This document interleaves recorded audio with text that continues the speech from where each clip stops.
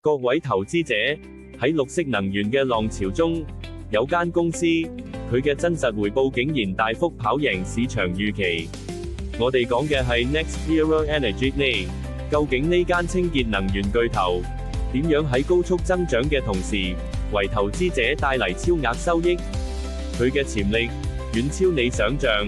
NextEra Energy， 簡稱呢，係美國清潔能源巨頭。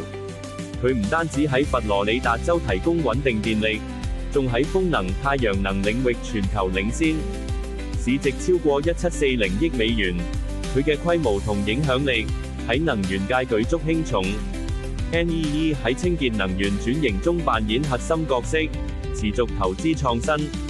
佢嘅營收複合年增長率高達10%，EBITDA 增長13%，淨利潤增長15%，展現出強勁嘅增長勢頭。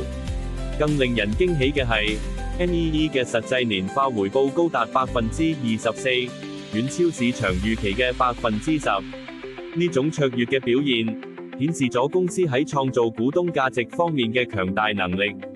喺財務效率方面，NEE 嘅資產回報率、總資本回報率同股本回報率，都從0.03穩步提升到0.04。同時，債務股本比維持喺1.2到1.35之間，顯示出良好嘅財務結構。值得留意嘅係 ，NEE 嘅自由現金流對淨利潤比率持續改善，從負數回升到0.68。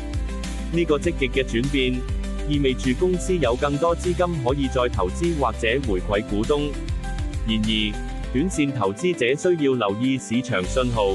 目前呢嘅相對強弱指數 RSI 高達73，MACD 指標亦顯示股價已高於近期平均水平，市場可能出現過熱現象，需保持警惕。